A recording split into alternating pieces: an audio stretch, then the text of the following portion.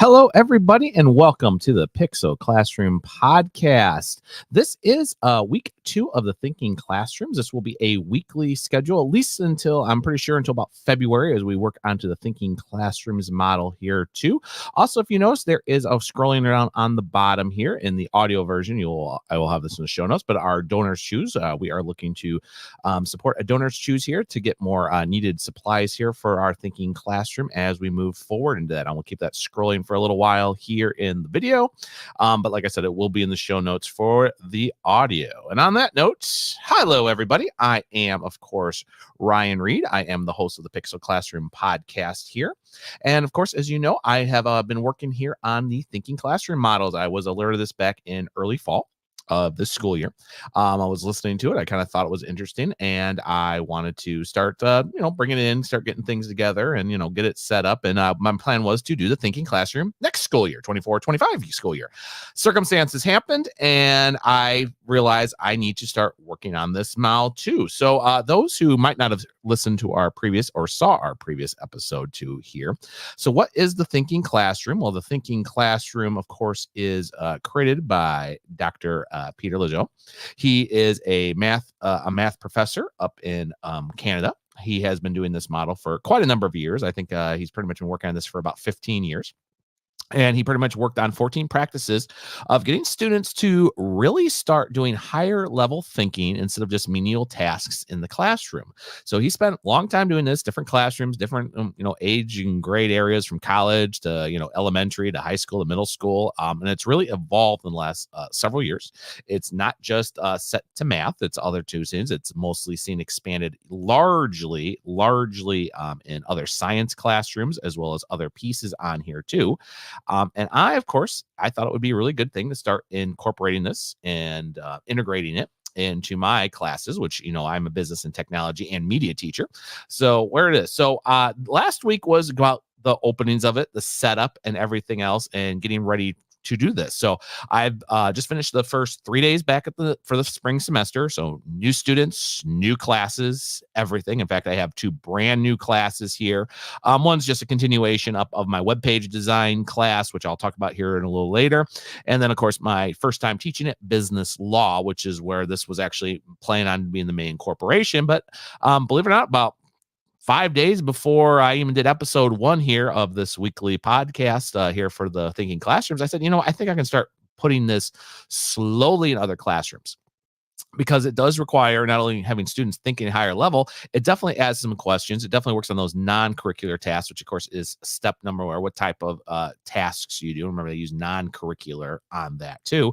And then how it kind of involves into that with the collaboration groups. And I thought that was a great idea. It really focuses, I'm majorly focused on classroom management this year from all my different set of students to really get that going, policies, rules, and everything. And the Thinking Classroom, which does require that, is my model. So this week, I'm actually going to talk about the first couple classes I did, because I actually did all 3 classes, but different types of models here. It did not look the same. I'm a block schedule, so I had 8A, B day. So really, I had 2 days to get the kids, because one of the biggest rules that Peter talks about is to get them used to this model. I'm part of a couple teacher groups that do this too. I've been doing it for years. Some have been doing it for just this school year. Some have only been doing it a couple of months. And one of the biggest thing is get students used to that randomized grouping and everything, because that's the biggest thing, is because that is task 2. How do we form collaborative groups in the Thinking Classroom?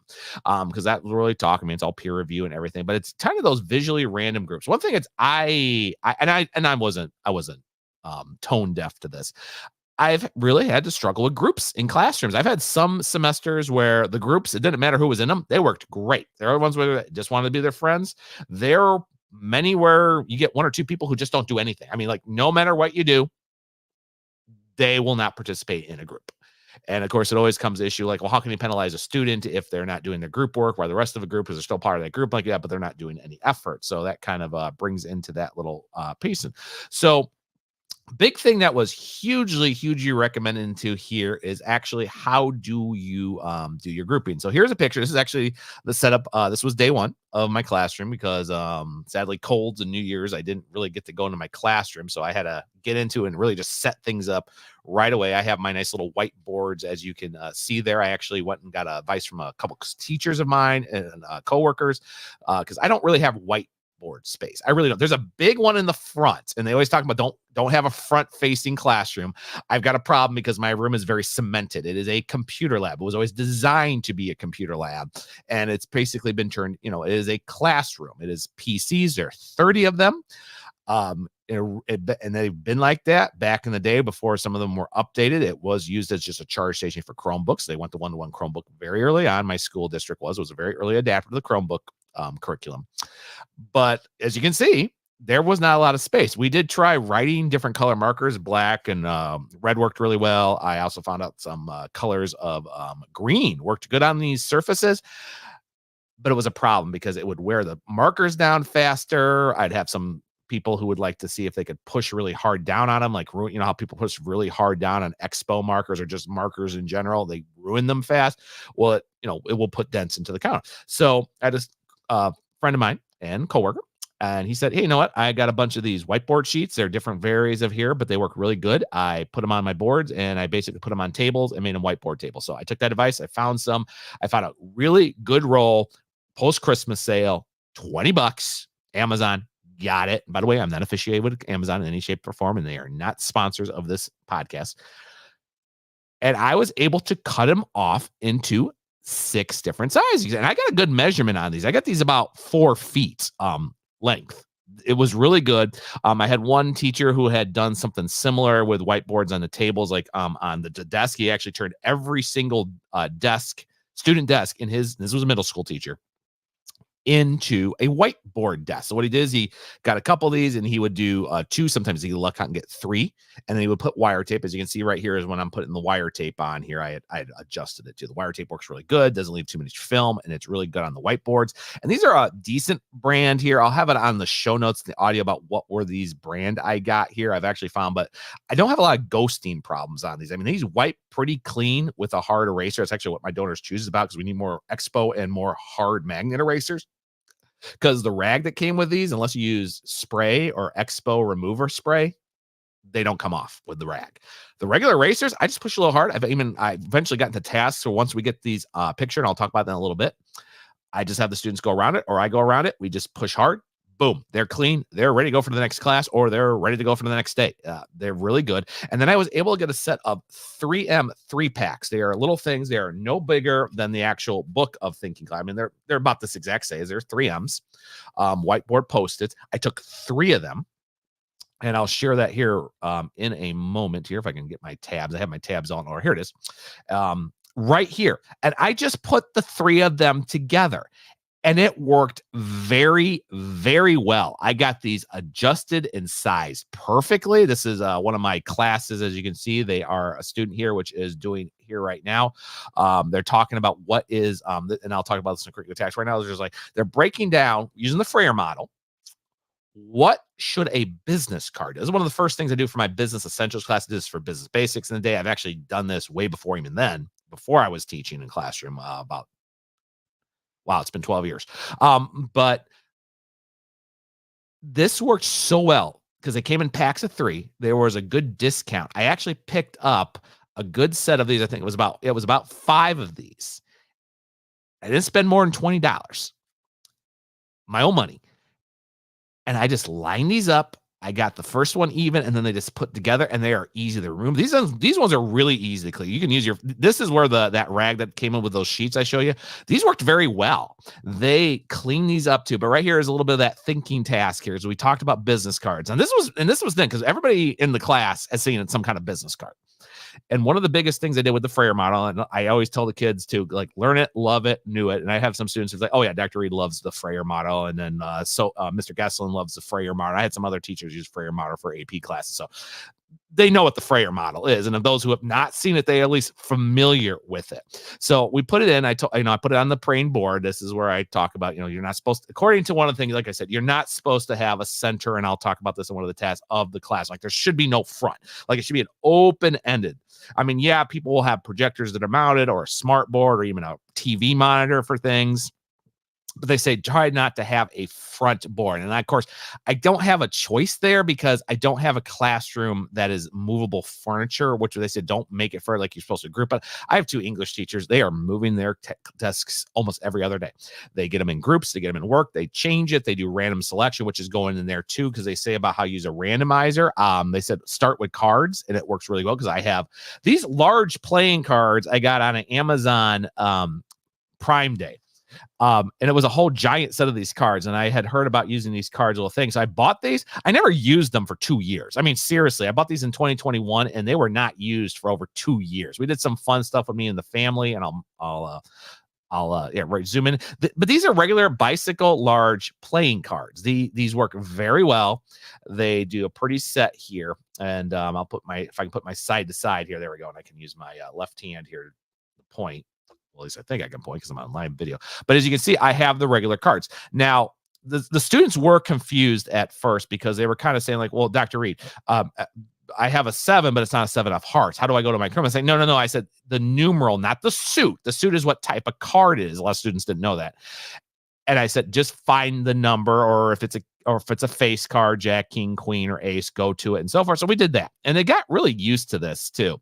So it worked really, really well. On these cards, they worked really well. I actually have another teacher pick the cards for the week, and then I just set up the cards to them. They're already laminated because one of my assistant principals was like, well, are they laminated? Because that could get really expensive. Like, oh no, they're laminated cards. And I said, these are older cards. I have cards over the years I've either collected, they're in my house. I have family members that have like 9 packs of cards. I just grab these cards and I just match them to the suits. And then I match them to the numbers, and then boom. I basically do a couple of things here. The first week was getting them used to it. We talked about phone policies.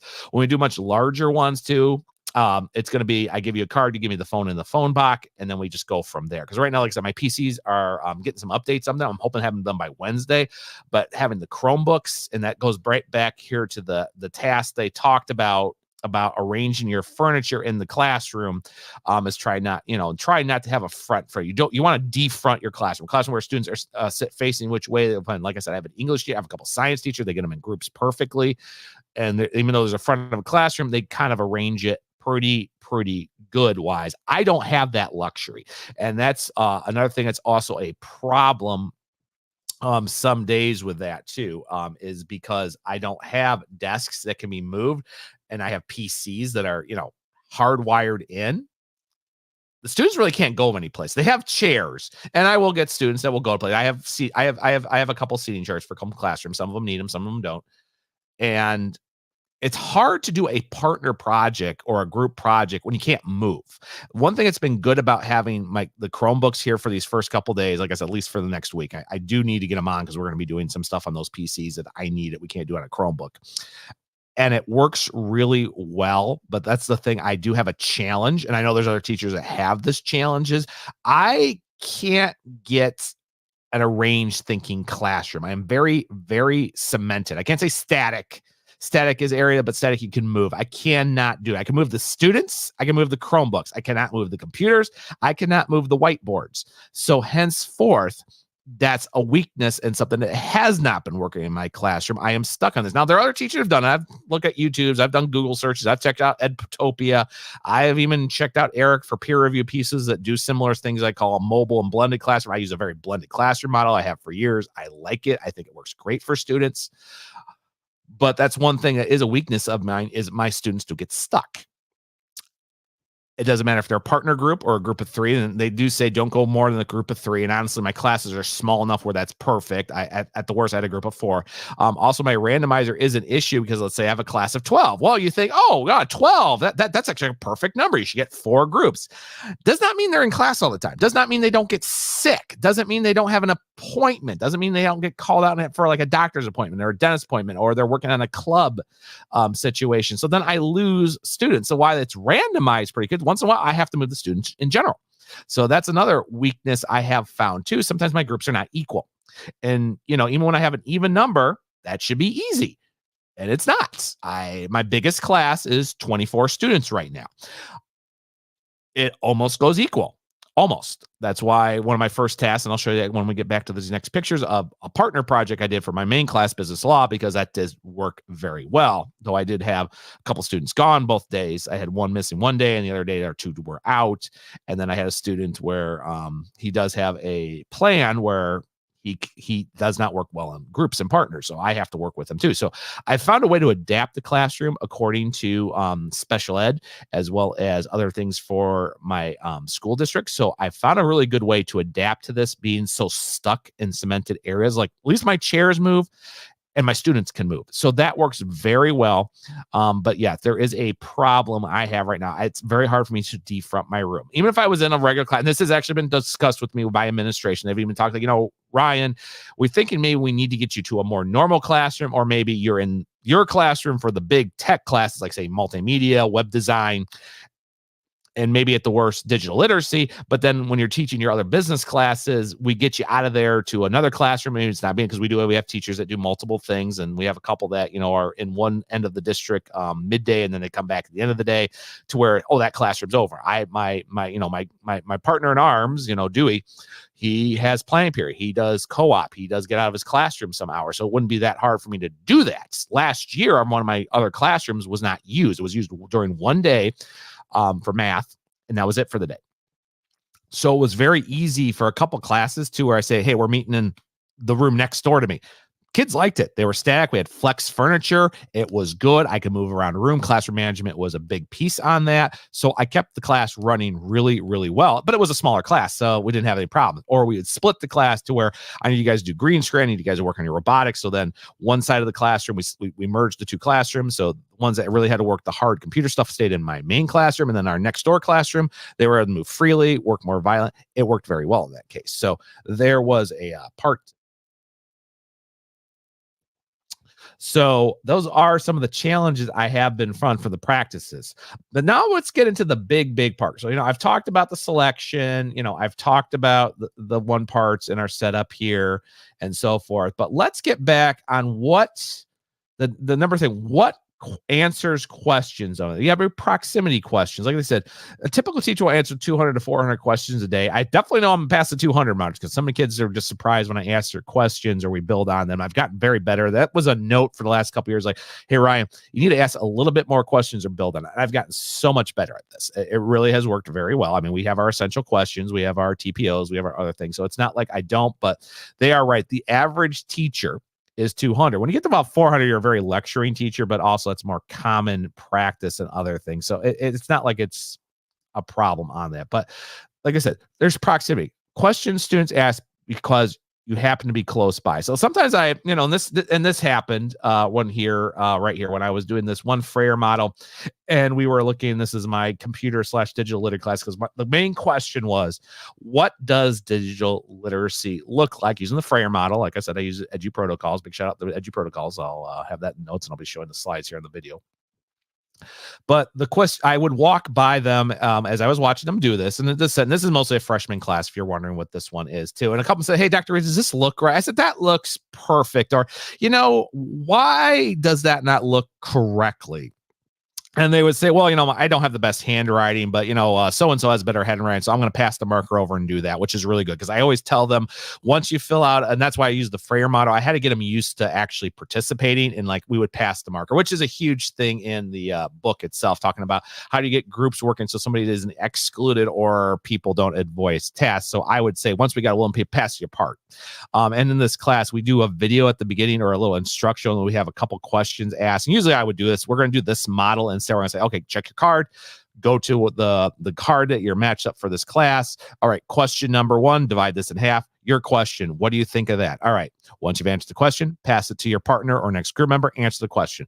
Over here and so forth. Then I'll use a randomizer like the Google Classroom app, and I'll call a group out, or I'll just call a person in that group, and I even say, hey, just so you know, you might get called twice, so be ready to go.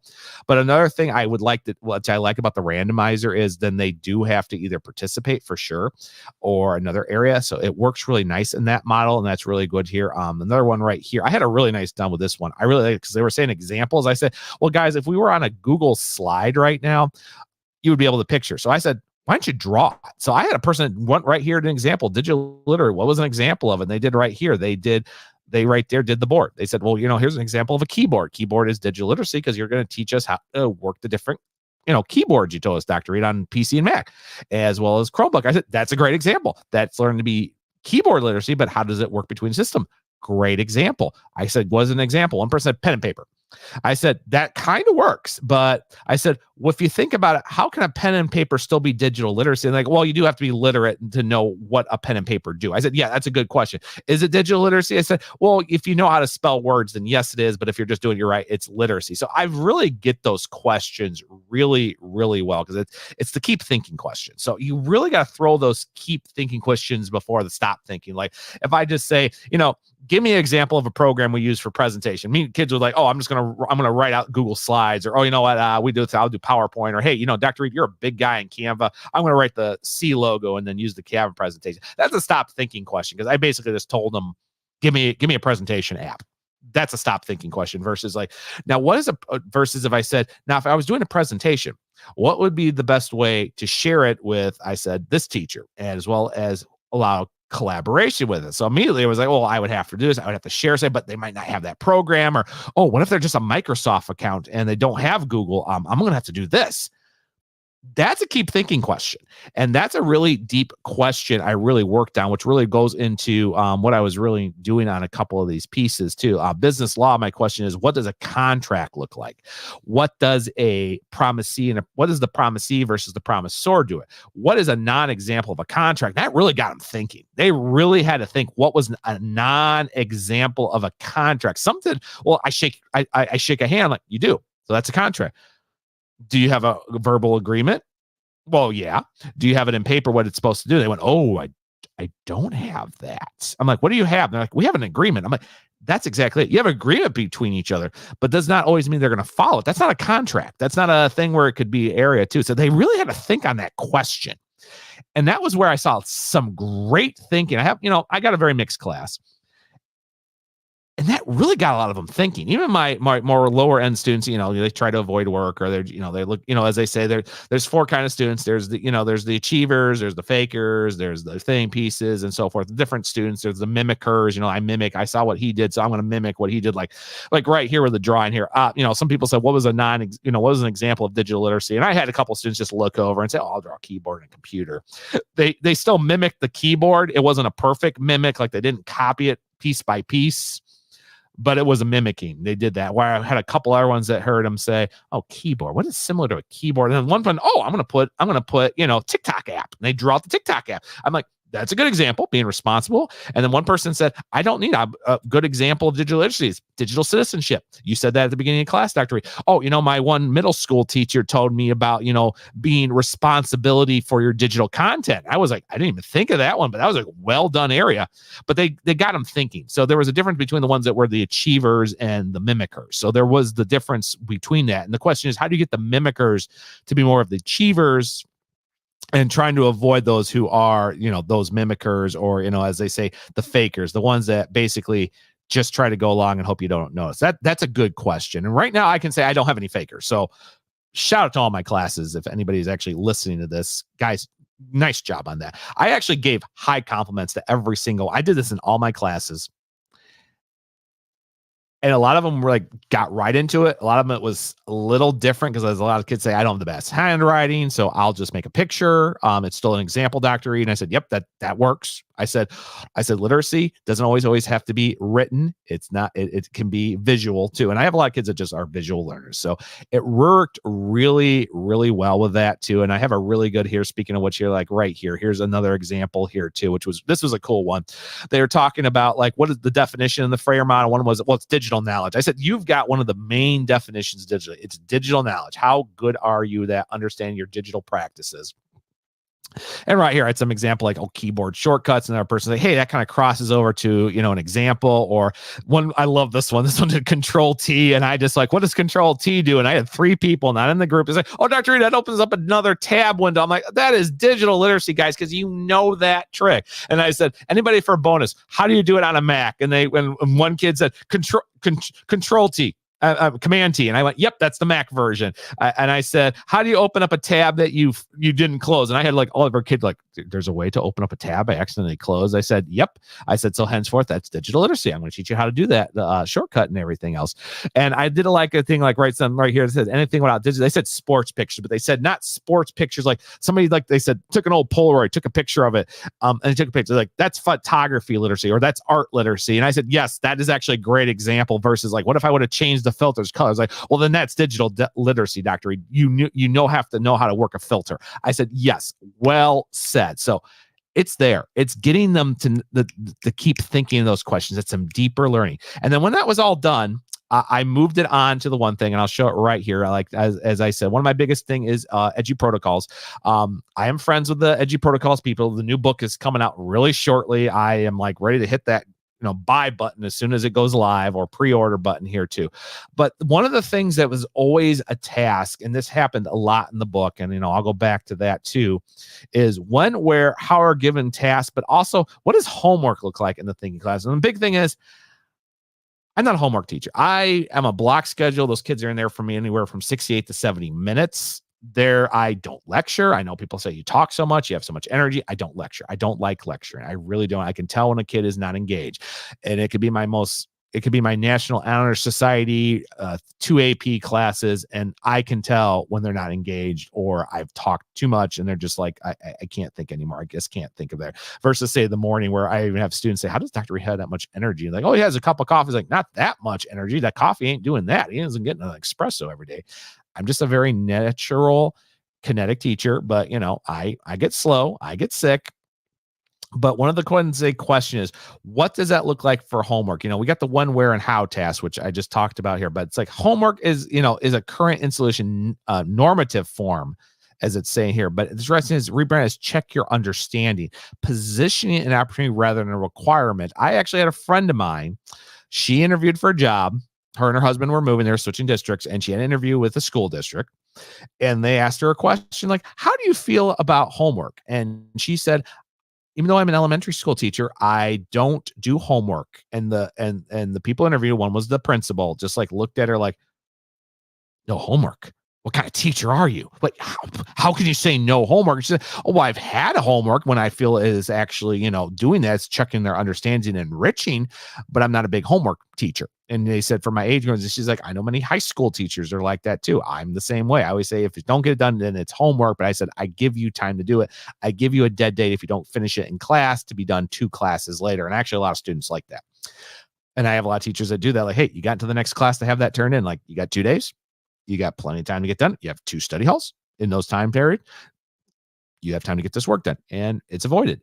But that's the thing too, is it's check your understand. So what I did, huge little thing is I went back and I knew when I was going to do this at the Edu Protocols and this Edu Protocols Plus, which I'm hoping to be a member. It's just on every time I get ready to pay the lifetime membership, which actually is not a bad price. Something in my house breaks. So it's kind of financially, but it's got a really thing. And I have this one over too. It has the little things for the difference, such as Freya Friend. And this was a huge one. Freya Friend, I thought worked really good, especially in my business law class, because after we did all that, they had to make a contract. I randomized the students. They had a partner. Some people were happy with the partner. Some people weren't. Some people were like, I've never worked with that person. And that's what we did. So I created that piece here. And this is based off the main reboot part of it, if anybody's wondering. Stop and get a drink there of orange juice. So I did the Freya a Friend. So the Freya Friend is, students complete a different Freya. They use the opportunity to help students. They point out the similarities, help each other, one for the interest, and extend the same activity. So this is really that enriching too. So what I got done with my business law, like I said, business law is my biggest focus for the Thinking Classrooms for a number of reasons. But they had to do that. So after we went over the things of contract, so we did our PowerPoint. I used Nearpod. I got to switch to Pear Deck later because we got Pear Deck here, and my Nearpod subscription ends in May. So I'm going to be switching over to Pear Deck, but I used Pear Deck for years. I love Perry. So they had to do this. So we talked about that with the contract, the difference between a promisee and a promisor, and what does a contract do? What does it not? How does it follow UCC code? How is it different between local, state, and national law? And then they had to go back to each other, and they had to come up with an item, like one item. Like an example is I had a lot of students who did art supplies, like this is my schedule, and they had to come up with a contract to borrow each other's art supplies. I had some say that would borrow a car because they don't have a car and they work on Tuesdays. And what were the stipulations of that? And them saying like, well, if the car's low on gas, they have to get gas and fill it up. They can't give me an empty car. If they're running late because of traffic or there was some other thing, they have to email me. So I had to use that. And I did the 4 sections of the Frayer. I used a model I got that was really, really cool on this. And they really had to come up with some ideas. I said 2 things the contract is supposed to promise. What is the main point of the contract? Next part of the Frayer was, now give me 2 things in case the contract is filed. But then I said 4 things. What is going to make this ironclad? What is going to cover your butts if something goes wrong? And they really had to think about that. Like I had one says like, well, I have new tires, so I shouldn't have to worry about his tires blowing. So that wouldn't cause my car to think. I had a person that would say, well, I'm going to have my, I'm going to give them my extra, Stanley Cup for things. Yes, I know about the whole little thing about what's happening with Stanley Cup as a recording of this, but there was a really thing. They really had to think about that. They really had to think about what would lead to the violation. What would not be their faults in the contract, and so forth. So they put that together with their Frayer. They got the main areas done. They worked on them together. And then we turned it in. And I said, make sure your partner is on there too. And also make sure you hit turn into. And then I took a picture of the randomized group so I know who was with who. I also walked around. I checked with them several times. Someone was like, hey, Dr. Reed, what's this look like? Or I have a question. What's this? I said, well, how? And like I said, I did that open-ended question. I answered a question with a question. And they say, well, how would this work if X and Y happens? I said, well, we are in the month of January. How often do you think that's going to happen? And they went, oh, I didn't think of that. You have a good point. First, I had a couple was like, oh, I better change this thing with the food order too, because soccer season starts in a month and a half. And what if they're gone for late nights at the game? I said, there's a good question. That's a fantastic question. So they went into that. They didn't think about the dates and stuff. And it was really nicely done. So, I put that up there and we did the larger Frayer model on this too, with the updated one. Like this is Frayer Front. There's an example here. Like if you're trying to think like what would you do $100 is a really great area too. And we did that. And now going next level with that, what they're going to do next class, we're going to go over warranties. They have to look at their products and what are the warranties? Like I said, what if, that was meant to expire at that time? What if that happened at that time? What a warranty. And they're going to do the Iron Chef model. Well, they're going to do that. They're going to look like what the warranty would look like for that product. What does it sound like? They'll do the example, and then they're going to do their special agreements. What's going to make a good warranty for that project to keep their contract solid? So they're going to be looking at that, and we're just going to, go along here, like how long is it supposed to be? What are the type of warranties? So this is not only demonstrating their idea, this is reapplying it to that same Thinking Classroom model. So that's where we're going. That's what week 3 is going to be. What does week 3 look like? Now we're putting this in practice a little bit more. What does it do with it? And that's where I'm going to go in week 3 with this. So I'm actually going to end it there, but I'm going to say so far, I'm very happy. The students have adapted to it, but I don't know. We'll see what happens when we start doing this in a couple weeks, because now we'll have it to where it's not every single day. It's every other day or certain other classes. And then I'll be going through the next practices of this, where I really look at like, how do we foster the autonomy in the classroom, which is a good question with Thing. How are the extensions of that, which I'll be talking here with the Edgy Protocols Mueller. And then how are they taking notes? And I'll talk a little bit more of that, how me and 2 other teachers are using this model to take notes for students using Rocketbook and some other options for apps. So we'll talk about how the notes look like that for that classroom. So on that note, everybody, I want to thank everybody who has listened to us today here and everything else too. I'll go on thing. I'm on my ticker here, and that'll be in the audio show up too. Definitely check out our different banners here on our different social medias as I keep up in here, as well as the teacher list that I'll be sharing here with our list here to help us get supplies for the Thinking Classroom as we move forward. I want to thank everybody in the Thinking Classroom Facebook group community and Edgy Protocols. Every big shout out to you guys for helping me with this and helping us other teachers. And it's been a fantastic day, guys. I am going to call it for this episode of the Pixel Classroom podcast, and I will talk to everybody later.